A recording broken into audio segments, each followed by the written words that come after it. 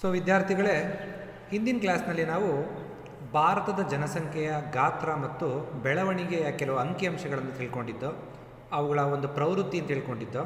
So ಇವತ್ತಿನ ಕ್ಲಾಸ್ನಲ್ಲಿ ಭಾರತದಲ್ಲಿನ ಜನಸಂಖ್ಯೆಯ ತೀವ್ರ ಬೆಳವಣಿಗೆಗೆ ಕಾರಣಗಳನ್ನು ತಿಳ್ಕೊಳ್ಳೋಣ. ಸೊ ಯಾಕೆ ಭಾರತದಲ್ಲಿನ ಜನಸಂಖ್ಯೆಯ ತೀವ್ರ ಬೆಳವಣಿಗೆ ಆಯಿತು ಅನ್ನೋದನ್ನು ತಿಳ್ಕೊಳ್ಳೋದಕ್ಕೆ ಪ್ರಯತ್ನ ಪಡೋಣ. ನೋಡಿ, ನಿನ್ನೆ ಕ್ಲಾಸಲ್ಲಿ ನಾನು ಹೇಳಿದ್ದೆ, ಭಾರತ ವಿಶ್ವದಲ್ಲಿಯೇ ಅತಿ ಹೆಚ್ಚು ಜನಸಂಖ್ಯೆ ಹೊಂದಿರುವಂಥ ಎರಡನೇ ರಾಷ್ಟ್ರ. ಚೀನಾದ ನಂತರ ಎರಡನೇ ಸ್ಥಾನದಲ್ಲಿದೆ. 121 ಕೋಟಿ ಜನಸಂಖ್ಯೆ 2011 ಜನಗಣತಿಯಲ್ಲಿ 2011ರಲ್ಲಿತ್ತು ಅಂತ ನಾನು ಹೇಳಿದ್ದೆ.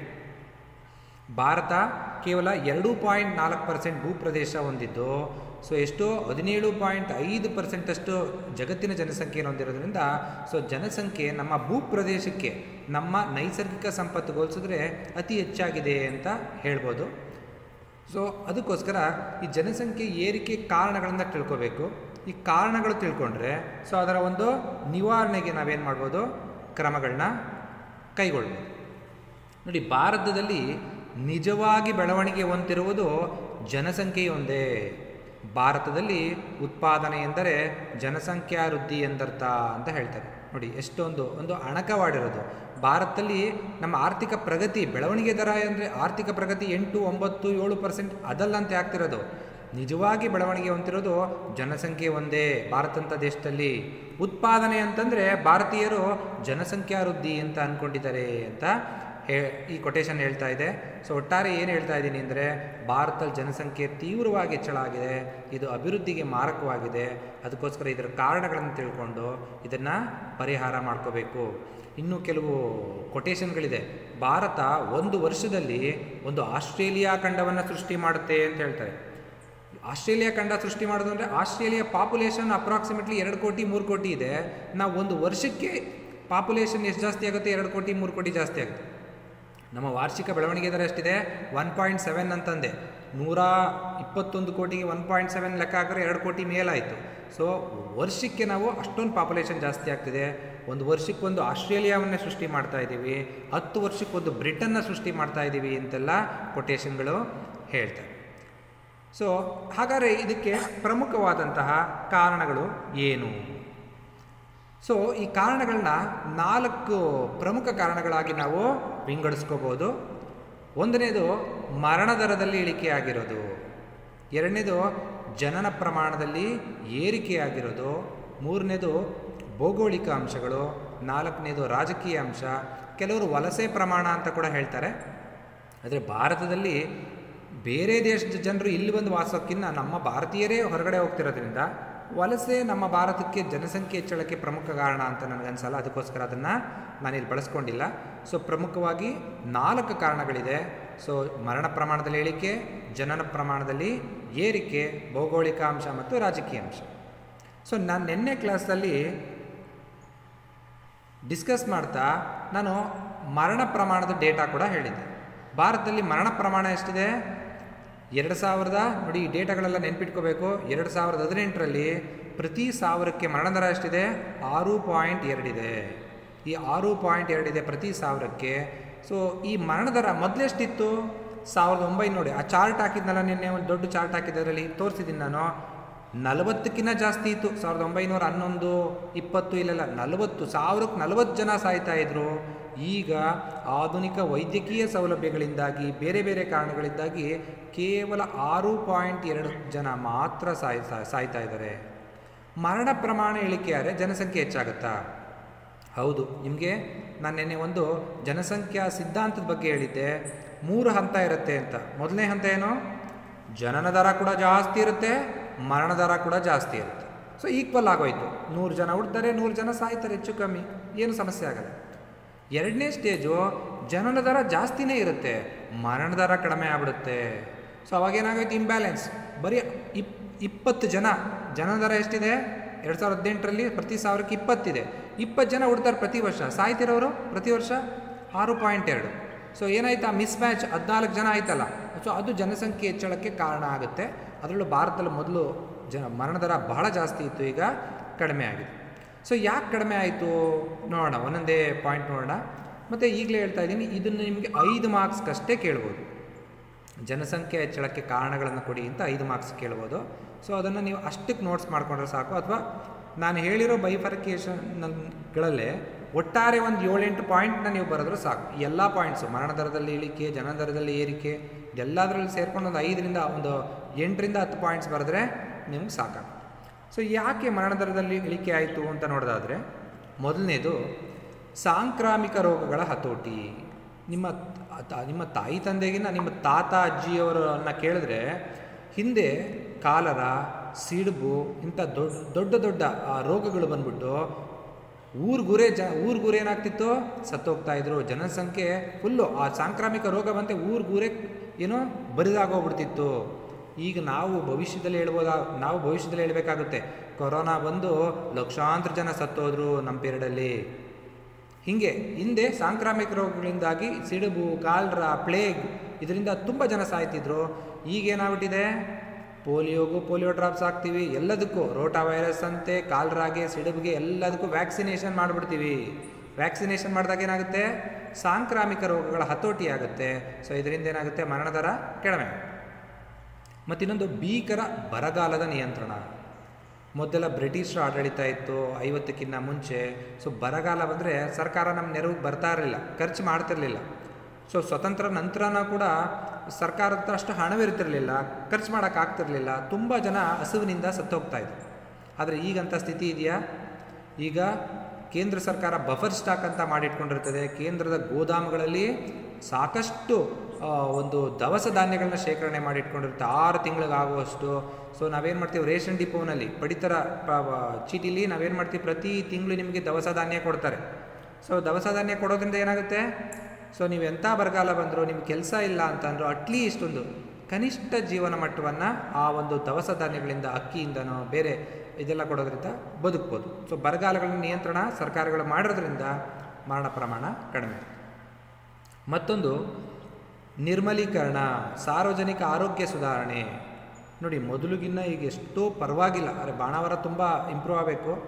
ಪಬ್ಲಿಕ್ ಟಾಯ್ಲೆಟ್ಸ್ ಕಟ್ಟಿದ್ದಾರೆ. ಮತ್ತು ಈ ಕರೋನಾ ಬಂದ ಮೇಲಂತೂ ಹೈಜೀನ್ ಬಗ್ಗೆ, ನೀಟಾಗಿರೋದ್ರ ಬಗ್ಗೆ ತುಂಬ ಅವೇರ್ನೆಸ್ ಕ್ರಿಯೇಟ್ ಮಾಡಿದ್ದಾರೆ. ಪ್ರಾಥಮಿಕ ಆರೋಗ್ಯ ಕೇಂದ್ರಗಳು ಬಹಳ ದೊಡ್ಡ ದೊಡ್ಡ ಹಳ್ಳಿಗಳಲ್ಲಿ ಎಲ್ಲ ಕಡೆ ಇದೆ.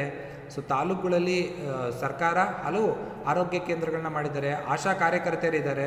ಸೊ ಇವರೆಲ್ಲ ನಿರ್ಮಲೀಕರಣದ ಬಗ್ಗೆ, ನೈರ್ಮಲ್ಯದ ಬಗ್ಗೆ, ನಮ್ಮ ಆರೋಗ್ಯದ ಬಗ್ಗೆ ನಮಗೆ ಮಾಹಿತಿಗಳನ್ನ ಕೊಡೋದ್ರ ಮೂಲಕ, ಸೌಲಭ್ಯಗಳನ್ನ ಕೊಡೋದ್ರ ಮೂಲಕ ಮರಣ ದರವನ್ನು ಕಡಿಮೆ ಮಾಡೋದಕ್ಕೆ ನೆರವಾಗಿದ್ದಾರೆ ಅಂತ ಹೇಳ್ಬೋದು. ಮತ್ತು ಇನ್ನೊಂದು ಶಿಕ್ಷಣ ಸೌಲಭ್ಯ. ಇದು ಬೇಸಿಕ್. ಭಾರತದಲ್ಲಿ 2011ರಲ್ಲಿ ಎಷ್ಟಿತ್ತು ಶಿಕ್ಷಣ? 73% ಇತ್ತು. ಸೊ ಈ ಮುಂಚೆ ಇನ್ನೂ ತುಂಬ ಕಡಿಮೆ ಇತ್ತು. ಶಿಕ್ಷಣದ ಸೌಲಭ್ಯ ಜಾಸ್ತಿ ಆಗ್ತಾ ಇದ್ದಾಗ ಏನಾಗ್ತಾ ಇದೆ ಅಂದರೆ, ಜನರಿಗೆ ತಮ್ಮಿಂತಾವೇ ಹೇಗೆ ನಾವು ಆರೋಗ್ಯವಾಗಿರಬೇಕು, ಸೊ ಹೇಗೆ ನಮ್ಮನ್ನು ನಾವು ಕಾಪಾಡಬೇಕು ಅನ್ನೋ ಒಂದು ಐಡಿಯಾ ಬರ್ತಾ ಇರೋದ್ರಿಂದ ಸೊ ಮರಣ ದರದಲ್ಲಿ ಕಡಿಮೆ ಆಗ್ತಾ ಇದೆ ಅಂತ ನಾವು ಹೇಳ್ಬೋದು. ಜನರ ಅರಿವು ಜಾಸ್ತಿ ಆಗ್ತಾಯಿದೆ ಶಿಕ್ಷಣದಿಂದ, ಎಲ್ಲಿ ಯಾವ ಸೌಲಭ್ಯ ಸಿಗುತ್ತೆ ಅಂತ. ಸೊ ಅದೊಂದು. ನೆಕ್ಸ್ಟ್ ಒನ್, ಕಡಿಮೆಯಾದ ಶಿಶು ಮರಣ ದರ. ಸೊ ನಿನ್ನೆ ಕ್ಲಾಸಲ್ಲಿ ನಾನು ಶಿಶು ಮರಣ ದರ ಅಂತ ಹೇಳಿದ್ದೆ. ಶಿಶು ಮರಣ ದರ ಅಂತಂದ್ರೇನು? ಹುಟ್ಟಿದ ಮಕ್ಕಳು 1 ವರ್ಷದ ಒಳಗೆ ಮರಣ ಹೊಂದಿದ್ರೆ ಅದನ್ನೇನಂತ ಕರೀತಾರೆ? ಶಿಶು ಮರಣ ದರ ಅಂತ ಕರೀತಾರೆ. ಸೊ ಅದು 2011ರಲ್ಲಿ 2017ರಲ್ಲಿ ಎಷ್ಟಿತ್ತು ಅಂದರೆ, ಪ್ರತಿ 1000ಕ್ಕೆ 33 ಇತ್ತು. 1000 ಜನ ಮಕ್ಕಳು ಹುಟ್ಟಿದ್ರೆ ಎಷ್ಟು ಜನ ಉಳಿತಿದ್ರು? ಎಷ್ಟು ಜನ 1 ವರ್ಷನ ಪೂರೈಸ್ತಿರಲ್ಲ, ಅವರು ಫಸ್ಟ್ ಬರ್ತ್ಡೇನ ಆಚರಿಸ್ಕೋತಾ ಇರಲ್ಲ ಅಂತ ಹೇಳ್ಬೋದು. ಸೊ ಎಷ್ಟು ಜನ? 33 ಜನ ಮಕ್ಕಳು ಸಾವನ್ನಪ್ತಾಯಿದ್ರು ಅಂತ ಹೇಳ್ಬೋದು. ಪ್ರೀತಿ, ನೀವು ಮ್ಯೂಟ್ ಮಾಡ್ಕೊಳಮ್ಮ ಪ್ರೀತಿ. ನೆಕ್ಸ್ಟ್ ಇಲ್ಲಿ ಮಹಿಳಾ ಜಾಗೃತಿಯ ಹೆಚ್ಚಳ. ಮಹಿಳಾ ಜಾಗೃತಿಯ ಮತ್ತು ಶಿಶು ಮರಣ ದರ ಕಡಿಮೆ ಆಗ ಕಾರಣ ಏನು? ಹಲವು ವ್ಯಾಕ್ಸಿನೇಷನ್ ಕೊಡ್ತಾ ಇದ್ದೀವಿ ನಾವು. ಹಲವು ದಡಾರ ಆಗ್ಬೋದು, ಸಿಡುಬು ಆಗ್ಬೋದು, ಬೇರೆ ಬೇರೆ ಕಾಯಿಲೆಗಳಿಗೆಲ್ಲ ನಾವು ವ್ಯಾಕ್ಸಿನೇಷನ್ ಕೊಡೋದ್ರಿಂದ ಏನಾಗ್ತಿದೆ? ಶಿಶು ಮರಣ ಕಡಿಮೆ ಆಗಿದೆ ಅಂತ ಹೇಳೋದು. ಮತ್ತೊಂದು ಮಹಿಳಾ ಜಾಗೃತಿಯ ಹೆಚ್ಚಳ. ಸೊ ಈ ಮಕ್ಕಳ ಪಾಲನೆ ಅಥವಾ ಮಾತೆಯರ ಮರಣ ದರ, ಇದರಲ್ಲೆಲ್ಲ ಮಹಿಳೆಯರ ಜಾಗೃತಿ ಬಹಳ ಪ್ರಮುಖ ಪಾತ್ರ ವಹಿಸುತ್ತೆ. ಮಹಿಳೆಯರು ಹೆಚ್ಚೆಚ್ಚು ಶಿಕ್ಷಿತರಾದಂಗೆ ನಾವು ಎಷ್ಟು ಮಕ್ಕಳನ್ನ ಪಡಿಬೇಕು, ನಾವು ಆರೋಗ್ಯವಾಗಿ ಹೇಗಿರಬೇಕು, ಸೊ ಈಗೆಲ್ಲ ಜಾಗೃತಿ ಮೂಡಿರೋದ್ರಿಂದ, ಅವರ ಜೀವನ ಪದ್ಧತಿಯಲ್ಲಿ ಬದಲಾಗಿರೋದ್ರಿಂದ ಸೊ ಮರಣ ಪ್ರಮಾಣ ಕಡಿಮೆ ಆಗಿದೆ ಅಂತ ಹೇಳ್ಬೋದು. ಕೊನೆಯದಾಗಿ ಸರ್ಕಾರದ ಪ್ರಯತ್ನ. ಈ ಎಲ್ಲ ಪ್ರಾಥಮಿಕ ಆರೋಗ್ಯ ಕೇಂದ್ರ ಆಗಿರ್ಬೋದು, ಆಶಾ ಕಾರ್ಯಕರ್ತರು ನೇಮಿಸಿರೋದಾಗಿರ್ಬೋದು, ಸಮಯಕ್ಕೆ ಸರಿಯಾಗಿ ಮಾಹಿತಿಗಳನ್ನ ನೀಡ್ತಿರೋದಿರ್ಬೋದು. ನೋಡಿ, ಮಕ್ಕಳು ಹುಟ್ಟಿದ್ರೆ ಮಡಿಲು ಕಿಟ್ ಅಂತ, ಆ ಮಗುಗೆ ಏನು ಬೇಕು ಎಲ್ಲ ಇರೋವಂಥ ಮಡಿಲು ಕಿಟ್ ಆಗಿರ್ಬೋದು. ಹಲವು ಸೌಲಭ್ಯಗಳನ್ನ ಕೊಡೋದ್ರ ಮೂಲಕ ಅವೇರ್ನೆಸ್, ರೇಡಿಯೋ, ದೂರದರ್ಶನ ಎಲ್ಲದರಲ್ಲಿ ಅವೇರ್ನೆಸ್ ಕ್ರಿಯೇಟ್ ಮಾಡೋದ್ರ ಮೂಲಕ ಮರಣ ಪ್ರಮಾಣದಲ್ಲಿ ಇಳಿಕೆಗೆ ಸರ್ಕಾರ ಕೂಡ ನೆರವು ನೀಡಿದೆ ಅಂತ ಹೇಳ್ಬೋದು. ಸೊ ಹಾಗಾದರೆ ನೆಕ್ಸ್ಟ್ ಒನ್ ಏನಪ್ಪ ಅಂದರೆ ಜನನ ಪ್ರಮಾಣದಲ್ಲಿ ಏರಿಕೆ. ಸೊ ಭಾರತದಲ್ಲಿ ಜನನ ಪ್ರಮಾಣದಲ್ಲಿ ಹೆಚ್ಚಳ ಇರೋದಕ್ಕೆ ಕಾರಣ ಏನಪ್ಪ ಅಂದರೆ, ಒಂದನೇದು ಕೃಷಿಯ ಪ್ರಾಧಾನ್ಯತೆ. ನೀವೆಲ್ಲ ಗ್ರಾಮೀಣ ಪ್ರದೇಶದಿಂದ ಬಂದವರು. ಕೃಷಿಯ ಪ್ರಾಧಾನ್ಯತೆ ಅಂದ್ರೇನು? ಭಾರತದಲ್ಲಿ ಇನ್ನೂ 45ಕ್ಕಿಂತ ಹೆಚ್ಚಿನ ಪ್ರಮಾಣದ ಜನ ಕೃಷಿಯನ್ನೇ ಅವಲಂಬಿಸಿದ್ದಾರೆ. ಸೊ ಕೃಷಿಯನ್ನು ಅವಲಂಬಿಸಿರೋದ್ರಿಂದ, ಸೊ ಕೃಷಿಯಲ್ಲಿ ಏನಪ್ಪ ಅಂದರೆ, ಕೃಷಿ ಪ್ರಧಾನ ಕುಟುಂಬಗಳಲ್ಲಿ ಏನಪ್ಪ ಅಂದರೆ ಪ್ರತಿಯೊಬ್ಬರಿಗೂ ಏನೆಲ್ಲ ಒಂದು ಕೆಲಸ ಕೊಡ್ಬೋದು. ಮನೇಲಿ ದವಸ ಧಾನ್ಯ ನೀವು ಬೆಳೆದಿರೋದು ಇದ್ದೇ ಇರುತ್ತೆ. ಅವ್ರಿಗೆ ಬದುಕೋದು ತುಂಬ ಕಷ್ಟ ಅನಿಸಲ್ಲ, ತುಂಬ ಖರ್ಚು ಬರೋದಿಲ್ಲ. ಪ್ರತಿ ತಿಂಗಳು ಎಲ್ಲವನ್ನ ನಗರ ಪ್ರದೇಶದವ್ರ ಥರ ಕೊಂಡುಕೊಂಡು ತಿನ್ನಬೇಕು ಅಂತಿಲ್ಲ. ಸೊ ಈಸಿಯಾಗಿ ಜೀವನ ನಡೆದೋಗುತ್ತೆ. ಸೊ ಕೃಷಿ ಪ್ರಾಧಾನ್ಯತೆ ಇರೋದ್ರಿಂದ ಅವರಿಗೆ ಜನಸಂಖ್ಯೆ ಹೆಚ್ಚು ಮಕ್ಕಳನ್ನ ಹೊಂದೋದು ಹೊರೆ ಅನಿಸಲ್ಲ. ಅದಕ್ಕೋಸ್ಕರ ಅಲ್ಲಿ ಹಳ್ಳಿಗಳಲ್ಲಿ ಜನಸಂಖ್ಯೆ ಪ್ರಮಾಣ ಸ್ವಲ್ಪ ಜಾಸ್ತಿ ಇದೆ, ಬೆಳವಣಿಗೆ ದರನ ಕೂಡ ಜಾಸ್ತಿ ಇದೆ. ಮತ್ತೊಂದು ಬಡತನ. ನೋಡಿ, ಬಡತನನೇ ಬಡತನಕ್ಕೆ ಕಾರಣ ಅಂತ ಹೇಳ್ತಾರೆ. ಸೊ ಜನಸಂಖ್ಯೆ ಹೆಚ್ಚಳಕ್ಕೂ ಬಡತನ ಕಾರಣ. ಕೆಲವರು ಬಡವರು ಏನಂತ ಅನ್ಕೊತಾರೆ ಅಂತಂದರೆ, ಹೆಚ್ಚು ದುಡಿಯೋ ಕೈಗಳಿದ್ರೆ, ನನಗೆ ಹೆಚ್ಚು ಮಕ್ಕಳಿದ್ರೆ ಎಲ್ಲರೂ ಕೆಲಸಕ್ಕೆ ಹೋಗಿ ಹೆಚ್ಚು ನಾವು ಶ್ರೀಮಂತರಾಗ್ಬೋದು ಬೇಗ. ಹೆಚ್ಚು ಜನ, 4 ಜನ ಮಕ್ಕಳು ದುಡಿದ್ರೆ ನಾವು ಬೇಗ ಶ್ರೀಮಂತರಾಗ್ಬೋದು ಅಂತ ಅನ್ಕೊತಾರೆ. ಆದರೆ ಅದು ಇನ್ನೂ ಬಡತನಕ್ಕೆ ತಳ್ಳುತ್ತೆ. ಆದರೆ ಅವ್ರೇನು ಮಾಡ್ತಾರೆ, ಎಲ್ಲ ಹೆಚ್ಚೆಚ್ಚು ಮಕ್ಕಳನ್ನ ನೋಡಿ, ಬಡವರಿಗೆ ಮಕ್ಕಳನ್ನ ಸಾಕೋದಕ್ಕೆ ಸಾಮರ್ಥ್ಯ ಇರೋದಿಲ್ಲ, ಆದರೆ ಹೆಚ್ಚು ಮಕ್ಕಳನ್ನ ಹೊಂದಿರ್ತಾರೆ. ಶ್ರೀಮಂತರಿಗೆ ಮಕ್ಕಳನ್ನ ಸಾಕುವಂಥ ಕೋಟ್ಯಾಂತರ ರೂಪಾಯಿ ಇದ್ರೂ ಕೂಡ ಒಂದೇ ಮಗು ಇರುತ್ತೆ, ಇಲ್ಲ 2 ಮಕ್ಕಳಿರ್ತಾರೆ. ಸೊ ಸಾಕಕ್ಕೆ ಸಾಮರ್ಥ್ಯ ಇರೋರು ಹೆಚ್ಚು ಮಕ್ಕಳು ಹೊಂದಿಲ್ಲ, ಬಡವರು ಹೆಚ್ಚು ಮಕ್ಕಳನ್ನ ಹೊಂದ್ತಾ ಇದ್ದಾರೆ. ಯಾಕೆ? ನಾವು ಶ್ರೀಮಂತರಾಗ್ಬೋದು, ಹೆಚ್ಚು ಮಕ್ಕಳಿದ್ರೆ, ನಾವು ಹೆಚ್ಚು ಕೈಗಳಿದ್ರೆ, ಹೆಚ್ಚು ದುಡಿಯೋ ಕೈಗಳಾದರೆ ನಾವು ಶ್ರೀಮಂತರಾಗ್ಬೋದು ಅಂತ ಅವರು ಆ ರೀತಿ ಮೌಢ್ಯದಿಂದ ಈ ಕೆಲಸ ಆಗ್ತಾ ಇದೆ. ಮತ್ತು ಹಳ್ಳಿಗಳ ಪ್ರಾಧಾನ್ಯತೆ ಇದು ಸೇಮ್. ಕೃಷಿ ಪ್ರಾಧಾನ್ಯತೆ ಆಗಿರೋದ್ರಿಂದ ಅಲ್ಲಿ ಮೌಢ್ಯತೆ ಇರ್ಬೋದು. ಸೊ ಮಕ್ಕಳ ಪೋಷಣೆ ಕಷ್ಟ ಅನಿಸಲ್ಲ. ಅದು ಅವಿಭಕ್ತ ಕುಟುಂಬಗಳು ಜಾಸ್ತಿ ಇರೋದ್ರಿಂದ ಹಳ್ಳಿಗಳಲ್ಲಿ ಈಸಿಯಾಗಿ ಮಕ್ಕಳನ್ನ ಸಾಕೋದು ತುಂಬ ಕಷ್ಟ ಅನಿಸಲ್ಲ. ಸೊ ಅದು ಒಂದು ಹಳ್ಳಿಗಳ ಪ್ರಾಧಾನ್ಯತೆಯಿಂದ ಹೆಚ್ಚು ಜನನ ದರ ಅಲ್ಲಿ ಇದೆ ಅಂತ ಹೇಳ್ಬೋದು. ಮತ್ತೊಂದು ನಿಧಾನಗತಿಯ ನಗರೀಕರಣ. ಸೊ ನಿಧಾನಗತಿಯ ನಗರೀಕರಣ ಅಂತಂದರೆ, ಭಾರತದಂಥ ದೇಶದಲ್ಲಿ ನಗರೀಕರಣ ಎಷ್ಟಿದೆ? 2011ರಲ್ಲಿ 31.16 ಅಂತೇನೋ ಹೇಳಿದ್ದೆ. ಸೊ 31% ಜನ ಮಾತ್ರ ನಗರದಲ್ಲಿದ್ದಾರೆ. ನಗರ ಪ್ರದೇಶದಲ್ಲಿ ಜನಸಂಖ್ಯೆ ಪ್ರಮಾಣ ಕಡಿಮೆ ಇರುತ್ತೆ. ಅಂದರೆ ಜನಸಂಖ್ಯೆ ಪ್ರಮಾಣ ಅಲ್ಲ, ಜನನ ದರ ಕಡಿಮೆ ಇರುತ್ತೆ. ಹೆಚ್ಚಿನ ಮಕ್ಕಳನ್ನ ಹೊಂದಕ್ಕೆ ಬಯಸಲ್ಲ, 3-4 ಮಕ್ಕಳನ್ನ ಯಾರೂ ಇಟ್ಕೊಳ್ಳೋಕೆ ಬಯಸಲ್ಲ, 1 ಅಥವಾ 2. ಯಾಕೆ ಅಂದರೆ ಪ್ರತಿಯೊಂದನ್ನು ಕೊಂಡ್ಕೋಬೇಕು, ಶಾಲೆಗೆ ಸೇರಿಸ್ಬೇಕು, ಬಾಡಿಗೆ ಮನೆ ಮಾಡಬೇಕು, ಎಲ್ಲದಕ್ಕೂ ದುಡ್ಡು ಕೊಡಬೇಕು. ಮಕ್ಕಳನ್ನ ಸಾಕೋದು ಹೊರೆ ಅನಿಸುತ್ತೆ ಯಾರಿಗೆ? ನಗರ ಪ್ರದೇಶದ ಜನರಿಗೆ. ಸೊ ಆದರೆ ಇಬ್ಬರು ಕೆಲಸಕ್ಕೆ ಹೋಗ್ತಾ ಇರ್ತಾರೆ, ಮಕ್ಕಳು ನೋಡ್ಕೊಳ್ಳೋದೇ ಕಷ್ಟ. ಎಷ್ಟೋ ಜನ ಒಂದೇ ಮಕ್ಕಳು ಸಾಕು ಅಂತ ಸುಮ್ಮನೆ ಆಗ್ತಾರೆ. ಸೊ ಇದು ನಿಧಾನಗತಿ ನಗರೀಕರಣ ಆಗಿರೋದ್ರಿಂದ ಸೊ ಏನಾಗಿದೆ, ಜನಸಂಖ್ಯೆ ಪ್ರಮಾಣ ಜಾಸ್ತಿ ಇದೆ, ಹಳ್ಳಿಗಳು ಜಾಸ್ತಿ ಇರೋದ್ರಿಂದ. ಹೆಚ್ಚು ನಗರೀಕರಣ ಆಗ್ಬಿಟ್ರೆ, ನಗರನೇ ಜಾಸ್ತಿ ಇದೆ, ಅಲ್ಲೆಲ್ಲ ಜನದರ ಕಡಿಮೆ ಇದೆ. ನೆಕ್ಸ್ಟ್ ಒನ್, ಕುಟುಂಬ ನಿಯಂತ್ರಣದ ಅಳವಡಿಕೆಗೆ ಹಿಂಜರಿಕೆ. ಸರ್ಕಾರ ಹಲವು ಕುಟುಂಬ ನಿಯಂತ್ರಣ ಸಾಧನಗಳನ್ನ ಬಗ್ಗೆ ಅವೇರ್ನೆಸ್ ಮೂಡಿಸಿದೆ. ಆದರೆ ಧಾರ್ಮಿಕ ಕಾರಣ ಇರ್ಬೋದು, ಮೌಢ್ಯತೆ ಇರ್ಬೋದು, ಅಜ್ಞಾನ ಇರ್ಬೋದು, ಬೇರೆಲ್ಲ ಕಾರಣದಿಂದಾಗಿ ಸೊ ಹುಟ್ಟೋ ಮಕ್ಕಳನ್ನ ನಿಯಂತ್ರಣ ಮಾಡಬಾರ್ದು. ದೇವ್ರು ಕೊಟ್ಟು ಮಕ್ಕಳು ಅಂದರೆ ದೇವ್ರು ಕೊಟ್ಟವರ, ಹಲವು ಧರ್ಮಗಳ ಆಧಾರದ ಮೇಲೆ ಬೇರೆಲ್ಲ ಇವರು ಮೌಢ್ಯದಲ್ಲಿರೋದ್ರಿಂದ ಇವನ್ನ ಅಳವಡಿಸ್ಕೊಳ್ಳೋದಕ್ಕೆ ಇವರು ಹಿಂಜರಿಯೋದ್ರಿಂದ ಜನನ ಪ್ರಮಾಣ ಜಾಸ್ತಿ ಇದೆ ಅಂತ ಹೇಳ್ಬೋದು. ಮತ್ತೊಂದು ಸಾರ್ವತ್ರಿಕ ಮದುವೆಗಳು. ಸಾರ್ವತ್ರಿಕ ಮದುವೆ ಅಂದರೆ ಅರ್ಥ ಏನಪ್ಪ ಅಂದರೆ, ಭಾರತದಲ್ಲಿ ಮದುವೆ ಅನ್ನೋದು ಆಗಲೇಬೇಕು ಅಂತ. ಪ್ರತಿಯೊಬ್ಬ ಹುಟ್ಟಿದ ಮೇಲೆ ಪ್ರತಿಯೊಂದು ಇರುತ್ತಲ್ಲ, ಬ್ರಹ್ಮಚರ್ಯ, ಒಂದೊಂದು ವಾನಪ್ರಸ್ಥ, ಗೃಹಸ್ಥಾಶ್ರಮ, ಮದುವೆ ಆಗಲೇಬೇಕು. ಸೊ ವಿದೇಶಗಳೆಲ್ಲ ಹಾಗಿಲ್ಲ, ಭಾಳ ಜನ ಮದುವೆ ಆಗ್ತಾರೆ, ಲಿವಿಂಗ್ ಟುಗೆದರ್ ಇರ್ತಾರೆ, ಮದುವೆ ಆದರೂ ಕೆಲವರು ಮಕ್ಕಳು ಬೇಡ ಅಂತ ಹೇಳ್ತಾರೆ, ಭಾಳ ಜನ ಮದುವೆ ಆಗೋದೇ ಇಲ್ಲ. ಆದರೆ ಭಾರತದಲ್ಲಿ ಅಂಥ ಪದ್ಧತಿ ಇಲ್ಲ.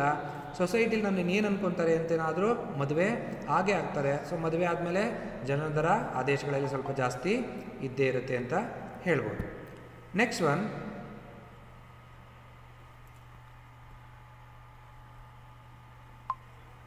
ನೆಕ್ಸ್ಟ್ ಒನ್, ಜನನ ಪ್ರಮಾಣದಲ್ಲಿ ಏರಿಕೆಗೆ ಮತ್ತೆ ಕೆಲವು ಕಾರಣಗಳು. ಚಿಕ್ಕ ವಯಸ್ಸಿನಲ್ಲಿ ವಿವಾಹ. ನೋಡಿ, ಕೇರಳ ಅಂತ ರಾಜ್ಯಗಳಲ್ಲಿ 27, 28ಕ್ಕೆ ಹೆಣ್ಣುಮಕ್ಕಳು ಮದುವೆ ಆದರೆ, ಕರ್ನಾಟಕದಲ್ಲೋ ಅಥವಾ ಬೇರೆ ಇನ್ನೂ ಹಿಂದುಳಿದ ಬಿಹಾರ, ಉತ್ತರ ಪ್ರದೇಶದಲ್ಲಿ 18 ವರ್ಷ, 14 ವರ್ಷ, 16 ವರ್ಷಕ್ಕೆಲ್ಲ ಮದುವೆ ಮಾಡ್ತಾರೆ. ಸೊ ಚಿಕ್ಕ ವಯಸ್ಸಿನಲ್ಲಿ ಮದುವೆ ಆದರೆ ಅವರಿಗೆ ಮಕ್ಕಳನ್ನು ಪಡೆಯುವಂಥ ಅವಧಿ ಜಾಸ್ತಿ ಸಿಗುತ್ತೆ. 30-35 ವರ್ಷದವರೆಗೂ ಆರಾಮ ಮಕ್ಕಳನ್ನ ಹೊಂದಬೋದಾದ್ರಿಂದ ಅವ್ರಿಗೆ ಹೆಚ್ಚು ಅವಧಿ ಸಿಗೋದ್ರಿಂದ ಹೆಚ್ಚು ಮಕ್ಕಳನ್ನ ಹೊಂದೋಕ್ಕೆ ಸಾಧ್ಯ ಆಗಿಬಿಡುತ್ತೆ. ಅದೊಂದು ಸಮಸ್ಯೆ. ಚಿಕ್ಕ ವಯಸ್ಸಿನಲ್ಲಿ ವಿವಾಹ ಆದರೆ ಹೆಚ್ಚು ಮಕ್ಕಳನ್ನ ಹೊಂದೋದಕ್ಕೆ ಕಾರಣ. ಈಗಾಗಲೇ ಇನ್ನು ಮತ್ತೊಂದು ಹೇಳಿದೆ, ಧಾರ್ಮಿಕ ನಂಬಿಕೆ ಮತ್ತು ಮೌಢ್ಯತೆ ಅಂತ ಹೇಳಿದೆ. ಮತ್ತಿನ್ನೊಂದು ಇದಾಗಲೇ ಎಕ್ಸ್ಪ್ಲೈನ್ ಮಾಡಿದೆ. ಮತ್ತು ಅವಿಭಕ್ತ ಕುಟುಂಬ. ಸೊ ಈಗಾಗಲೇ ಹೇಳಿದೆ, ಅವಿಭಕ್ತ ಕುಟುಂಬದಲ್ಲೂ ಕೂಡ ಅದೇ ಸಮಸ್ಯೆ. ದೊಡ್ಡಪ್ಪ ಚಿಕ್ಕಪ್ಪ ಎಲ್ಲರೂ ಒಟ್ಟೊಟ್ಟಿಗೆ ಇರೋದ್ರಿಂದ ಅವ್ರ ಮಕ್ಕಳು ಎಲ್ಲರೂ ಇರೋದ್ರಿಂದ ಒಬ್ಬರ ಮಕ್ಕಳನ್ನ ನೋಡ್ಕೊಳ್ಳೋದು ಕಷ್ಟ ಆಗಲ್ಲ. ಈ ದೊಡ್ಡ ಮಕ್ಕಳು ಬಟ್ಟೆಗಳನ್ನೇ ಹಾಕ್ಕೊಂಡು ಇವರು ಬೆಳಿಬೋದು, ನೋಡ್ಕೊಳ್ಳೋದೇ ಕಷ್ಟ ಆಗಲ್ಲ ಅವ್ರಿಗೆ. ಯಾರೋ ಒಬ್ಬರು ಎತ್ಕೊಂಡು ಮಕ್ಕಳನ್ನ ಸಾಕೋದ್ರಿಂದ ಸೊ ಈ ಅವಿಭಕ್ತ ಕುಟುಂಬದಿಂದಾಗಿ ಜನನ ದರ ಅಲ್ಲಿ ಜಾಸ್ತಿ ಇರುತ್ತೆ. ಒಂದು ಅನಕ್ಷರತೆ.